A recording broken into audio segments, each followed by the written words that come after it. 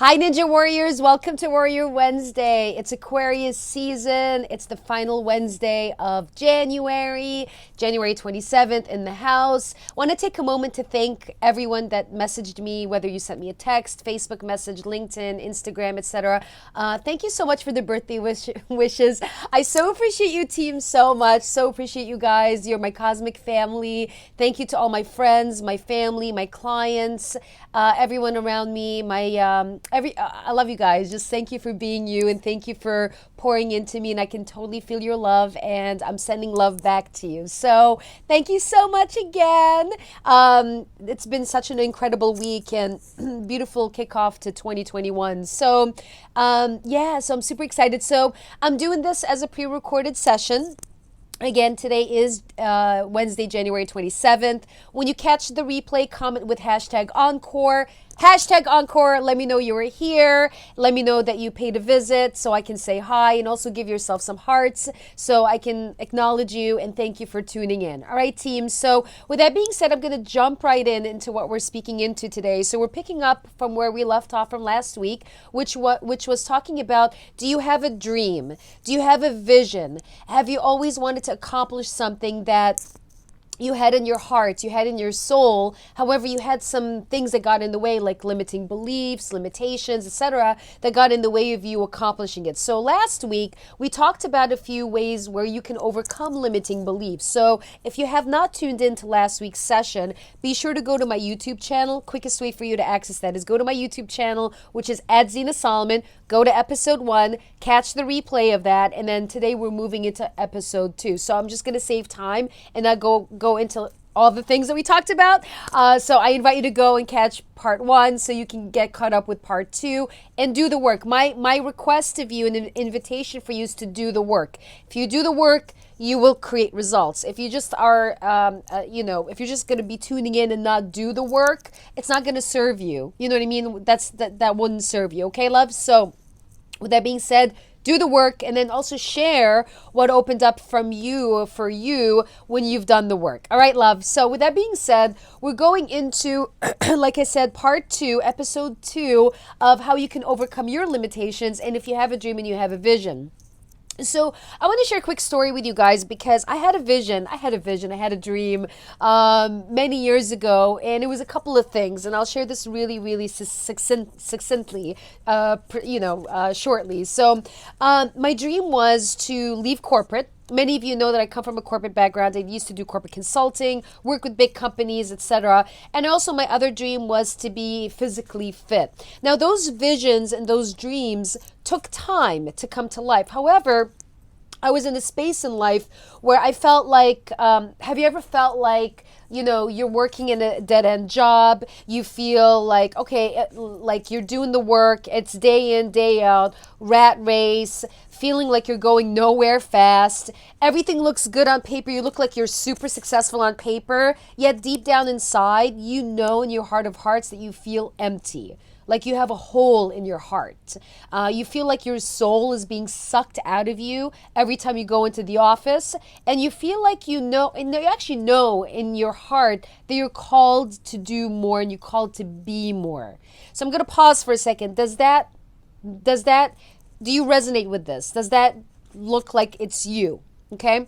I'll tell you, that was me a few years ago. And I had a vision of leaving corporate altogether because I am a creative soul by nature, and corporate was not serving my higher purpose. It served a purpose up to a point that I was there, but it no longer served my bigger purpose in life, which is to make a difference for people, create an impact, and lead people to accomplishing their dreams, their goals, their passions, and their desires, right? So and the other dream I had was to be in the best shape of my life. And again, being in corporate I did create results while I was in corporate, but the consistency and the rigor was not available because, when you're in corporate, you work 60, 70, 80 hours a week. You know what I'm talking about, right? So give yourself some hearts if you know exactly what I'm talking about, especially if you're like in a high level corporate role. That's what you end up doing. So the point of me sharing this with you is you're not alone. You're not alone. I've been there. I know exactly what it feels like. I totally understand. And imagine what it would be like for you to get on the other side of this.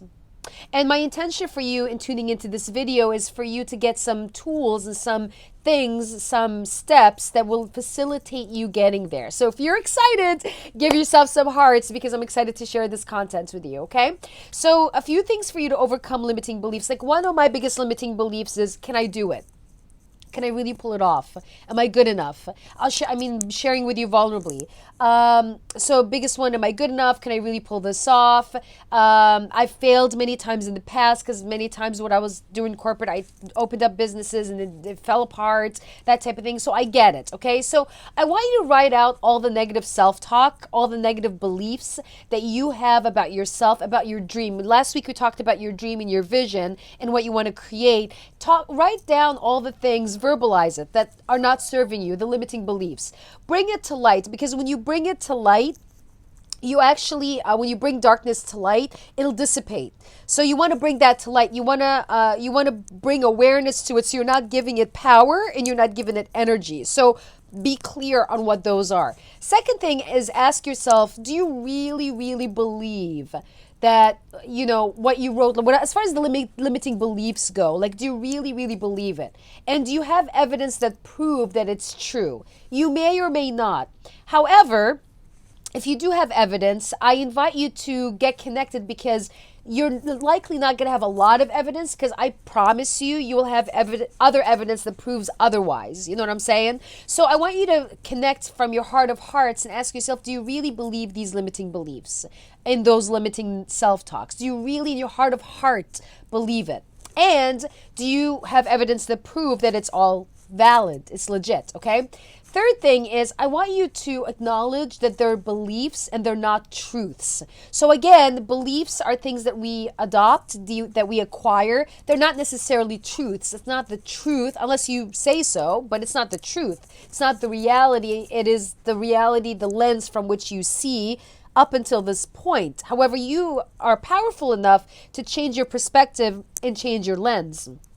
So, and then the fourth thing is, I want you to write across from the disempowering belief, write an empowering belief that will support you in your vision and in your dream. So it can be something like, I am powerful, I am magnificent, I am worthy, whatever that looks like for you, okay? And then the other thing is, I want you to try on that different belief that totally aligns with your vision and with your dream and with your goals. And I want you to be on a mission, maniac on a mission, to collect evidence to prove that it's right. Because we like to be right about what we see and what we believe. So why not shift the narrative and reframe so that you believe something that is empowering you versus disempowering you, okay?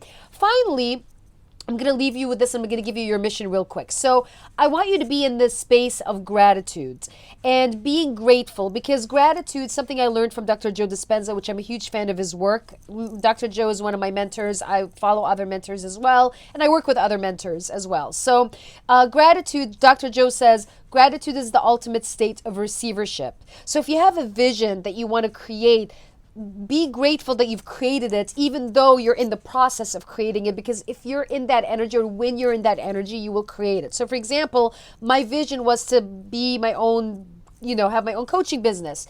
I believe that to be true before it actually occurred, and I bridged the gap. So being grateful for that will open up that space for you, okay? So I'm going to wrap up real quick, because we're up for time. So here's your mission for you this week, your mission. So share what belief is holding you back. Rewrite that belief to something that is empowering you, and start practicing it and collect evidence about it. And then finally, share what you're grateful for that you're achieving right now, which is a vision you're accomplishing right now. So post that below. Share this message with other people that you know will make a difference for them. Again, thank you so much for tuning in to Warrior Wednesday. I'll see you next week. Same time, same station. Warrior Wednesday, 3 o'clock Pacific. We changed the time to 3 o'clock Pacific, 6 o'clock Eastern for now, and I will catch you later. Thank you, team. Again, thank you so much for the birthday wishes. Love you, and I'll see you next week. Bye for now.